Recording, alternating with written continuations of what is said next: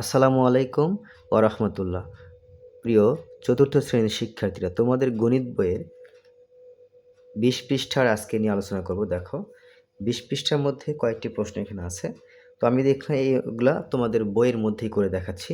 দেখো, দেখি পারি কিনা নিচের সংখ্যা কার্ড দিয়ে বৃহত্তম ও ক্ষুদ্রতম সংখ্যা তৈরি করে কমা বসায়।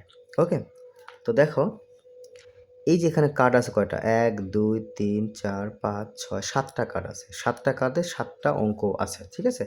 এই অঙ্কগুলো ব্যবহার করে আমাকে বৃহত্তম সংখ্যা তৈরি করতে হবে এবং কমা ব্যবহার করতে হবে। তো বৃহত্তম সংখ্যা বের করার নিয়ম হলো, প্রথমে এই বড় সংখ্যা যেটা সেটা আগে লিখতে, বড় থেকে ছোট সাজাবো। সবচেয়ে বড় হলো ৮, তারপরে ৭, এরপরে ৫, তারপরে হবে ৪, এরপর ৩, ১ আর ০। ঠিক আছে? দেখো, সংখ্যাটি কিন্তু পেয়ে গেছি। এখন হলো কী করতে হবে? কমা ব্যবহার করতে হবে।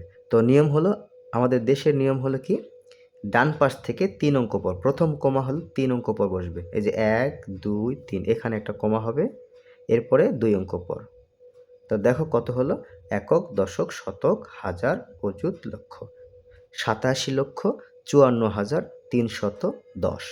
এটা হলো বৃহত্তম সংখ্যা। আর ক্ষুদ্রতম কি হবে? সবার ছোট আগে হবে না, সবার ছোটটা আগে লিখতে হবে, কিন্তু এখানে শূন্য তো সবার ছোট, শূন্য কিন্তু আগে লেখা যাবে না। ১ লিখলাম, তারপর শূন্য দিব। হ্যাঁ, এরপর ৩ ৪ ৫ ৭ ৮। তাহলে কত হলো? এখানে দেখো ৩ অঙ্ক পর কমা, প্রথম কমা ৩ অঙ্ক পর, ১ ২ ৩। প্রথম কমাটা হবে ৩ অঙ্ক পরে, ১ ২ ৩ এখানে হবে, এরপরে ২ অঙ্ক পর। ঠিক আছে? তাহলে কত হলো? ১০,৩৪,৫৭৮।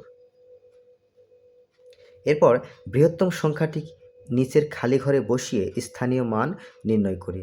তার সংখ্যাটা কি ছিল? বৃহত্তম সংখ্যা ছিল ৮৭,৫৪,৩১০। তাহলে এই যে লিখলাম ৮৭,৫৪,৩১০। তাহলে এটা হলো একক, দশক, শতক, হাজার, অযুত, লক্ষ, নিযুত। এরপর কি বলেছে দেখো, এই সংখ্যাটিকে কথায় লিখতে বলছে। তাহলে দেখো সংখ্যাটি কত? একক, দশক, শতক, হাজার, অযুত, লক্ষ, নিযুত। ৪৩,১৮,৫০৭। এই ৪৩,১৮,৫০৭। এরপর দেখো ৩ নং, এখানে একটি সংখ্যা আছে, বলছে এই সংখ্যাটি আন্তর্জাতিক গণনা রীতিতে কথায় লিখতে বলেছে। তা দেখো, একক, দশক, শতক, হাজার।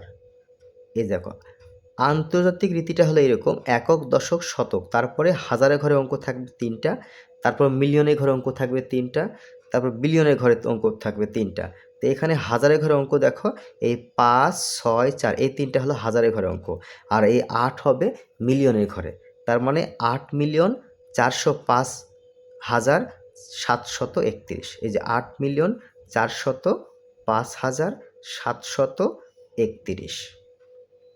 ৪ নং দেখো, প্রতীক ব্যবহার করে ক্রমানুসারে সাজাতে বলছে। মানে এই যে সংখ্যা, এখানে 5টা সংখ্যা দেওয়া আছে, এই 5টি সংখ্যা প্রতীক ব্যবহার করতে বলেছে এবং ক্রমানুসারে মানে কি, দেখো বৃহত্তর থেকে ক্ষুদ্রতর, মানে বড় থেকে ছোট, আবার ক্ষুদ্রতর থেকে বৃহত্তর, মানে ছোট থেকে বড়।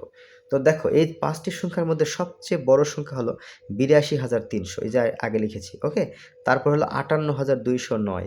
হ্যাঁ, এরপর হলো ২,৪১০, তারপর ১,০৯২, এরপরে ৯৯৯। এই যে, তাহলে বৃহত্তম সংখ্যা বড় থেকে ছোট সাজালাম।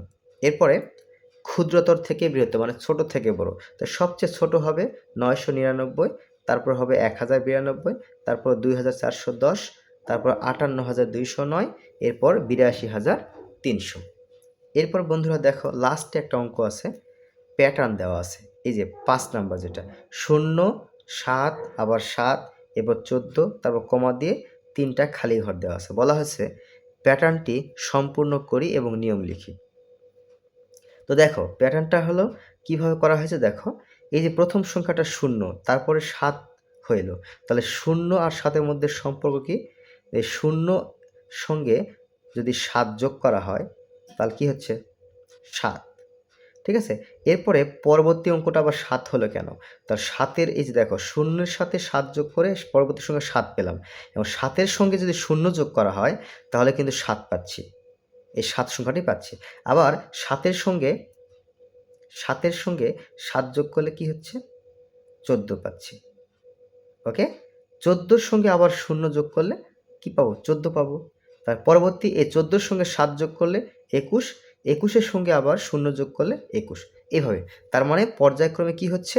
প্রথমে 7 যোগ করা হচ্ছে, তারপরে 0 যোগ করা হচ্ছে।